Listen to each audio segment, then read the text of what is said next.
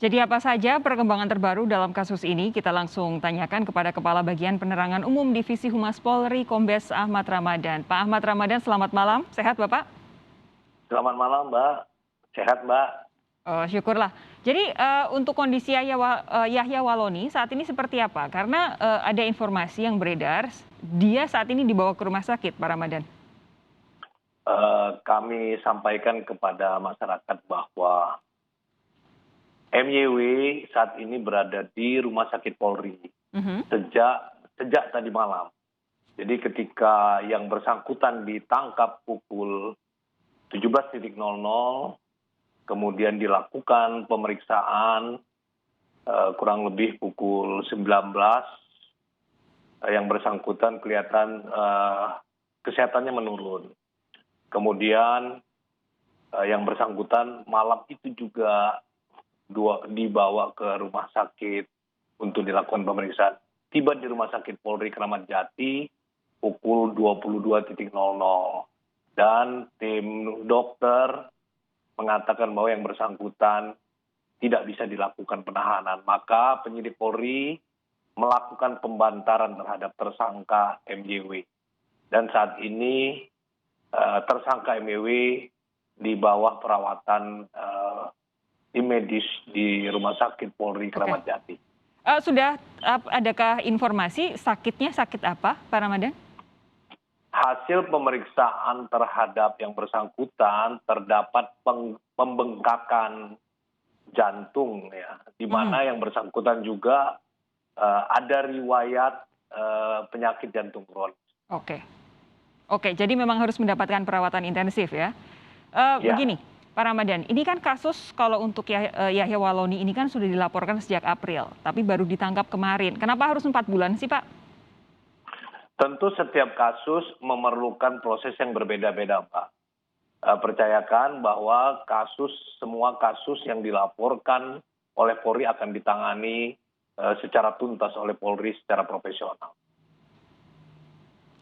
4 bulan itu apa yang diperlukan polisi sampai dengan harus 4 bulan ini, Pak Ramadan?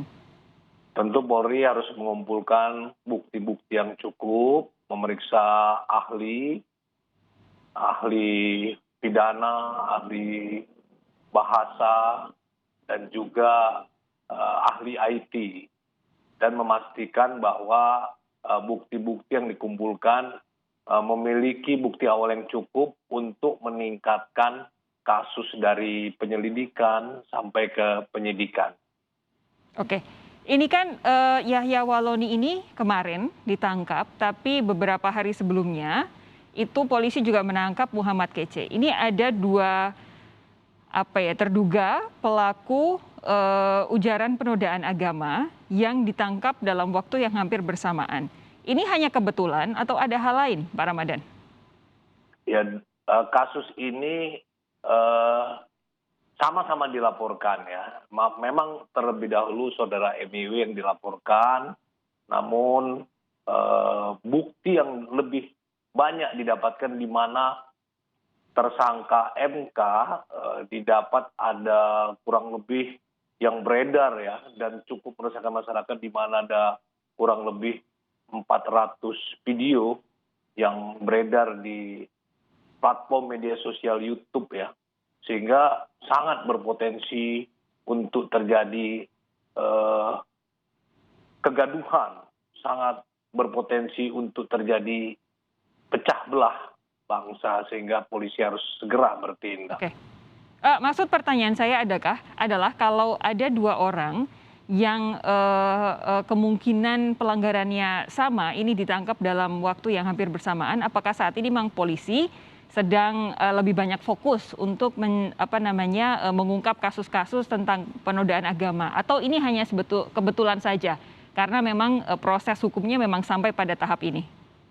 Ya, tentu juga polisi mengakomodir keinginan-keinginan masyarakat, dan juga mengakomodir hukum itu harus menjunjung tinggi keadilan, ya, di mana keinginan masyarakat juga keinginan pejabat pemerintah bahwa agama apapun, oknum yang akan melakukan yang melakukan tindak pidana khususnya ujaran kebencian yang berpotensi menciptakan atau terjadinya kegaduhan, Polri harus bertindak dengan tegas.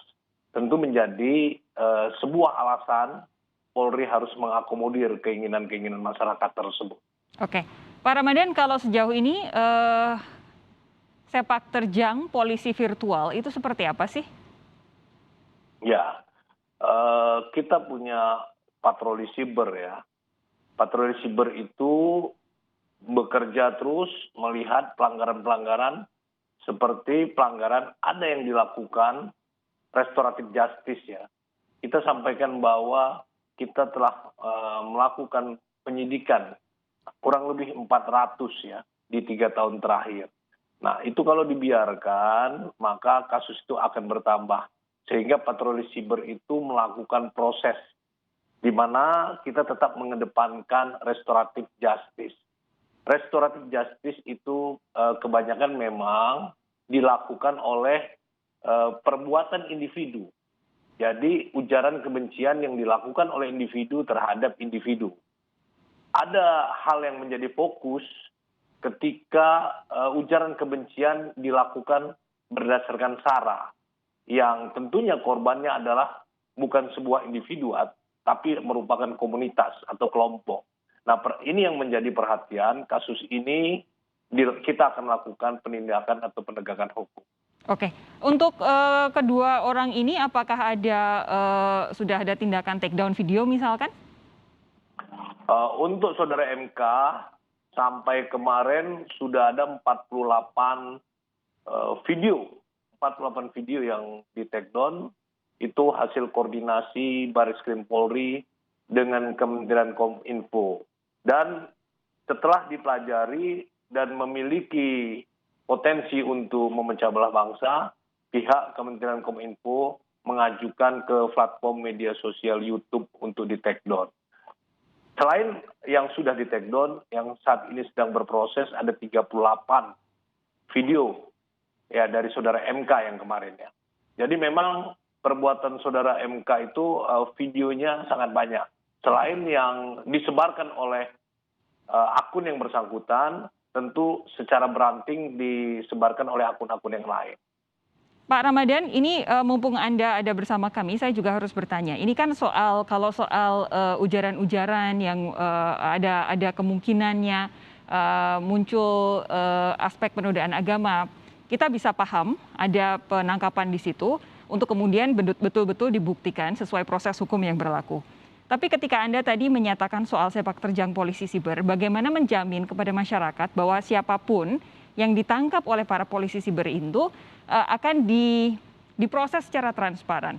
Mengapa saya tanyakan ini? Karena saat ini banyak sekali kritik yang beredar bahwa ada blur begitu, ada kerancuan orang-orang yang turut diciduk oleh kepolisian, khususnya polisi siber, karena muatan-muatan konten-konten yang sifatnya kritik terhadap pemerintahan. Ya, kita ini penegakan hukum tentu bukan merupakan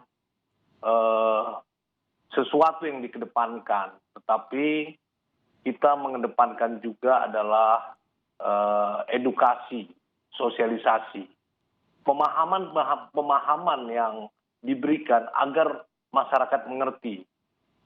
Jadi ketika kita melakukan penegakan hukum, bisa jadi seseorang yang ditegakkan itu tidak mengerti.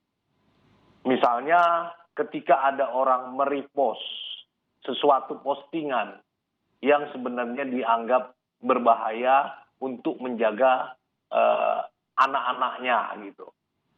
Hal itu yang kita tidak inginkan. Jadi orang yang tidak tahu itu bisa melibatkan ibu rumah tangga, juga bisa melibatkan anak-anak. Sehingga kita tetap mengedepankan restoratif justice, Mbak. Oke, saya masih butuh penjelasan lebih dari Anda. Ini kan kalau soal kasus penodaan agama, oke, kita tunggu proses hukumnya. Lalu untuk hoax, masyarakat juga paham ketika misalkan hoaxnya berkaitan dengan kesehatan, pandemi COVID-19, ya masyarakat bisa paham. Betul. Tapi bagaimana cara kepolisian memastikan bahwa tidak akan menciduk orang-orang yang kontennya sebenarnya hanya sebatas kritikan terhadap pemerintah, karena ini kan bagian dari demokrasi yang sudah kita sepakati bersama kan? Ya, ini harus ada perbedaan, Mbak, antara kritik sama penghinaan. Kritik itu tentu diperbolehkan ya. Kritik itu kan tujuannya membangun, Mbak. Polri pun harus membedakan ya. Jadi kita, penyidik-penyidik kita bisa membedakan mana yang dianggap kritik, mana yang dianggap menghina, mana yang dianggap memfitnah. Itu dulu, Mbak. Artinya pemahaman tersebut agar tidak terjadinya kekeliruan ya. Jadi orang yang mengkritik bisa ditangkap. Nah, itu harus kita selalu memberikan pemahaman terhadap penyidik atau penyidik personel-personel kita, Pak. Oke. Jadi beda, Mbak, antara kritik, penghinaan, kemudian fitnah, atau menyebarkan berita bohong itu. Ya. Kalau kritik itu saya rasa tujuannya baik, kritik untuk membangun. Jadi mesti dibedakan dulu mana yang dibilang kritik, mana yang dibilang fitnah, mana yang dibilang penyebar hoax. Oke, jadi memang juga harus dibedakan pula mana yang delik aduan, mana yang bukan begitu ya. Nah, Iya. untuk kasus-kasus terkait dengan penodaan agama, apa yang bisa diimbaukan oleh kepolisian terhadap masyarakat? Karena dalam waktu yang singkat ini saja polisi sudah menangkap 2 orang yang kasusnya adalah berkaitan dengan penodaan agama. Ya, Polri menghimbau terhadap kasus penistaan atau penodaan agama, menghimbau kepada masyarakat agar tetap tenang, Mbak, agar tidak menimbulkan kegaduhan. Percayakan kepada kami, percayakan kepada Polri, kami akan menuntaskan kasus-kasus penistaan dan penodaan agama secara profesional, secara transparansi, dan tentunya akuntabel. Demikian, Mbak. Baik, Pak Ramadan terima kasih sudah bergabung malam hari ini di Sapa Indonesia Malam. Sehat terus Pak. Kita jumpa lagi lain waktu. Terima kasih, Mbak. Iya, Mbak.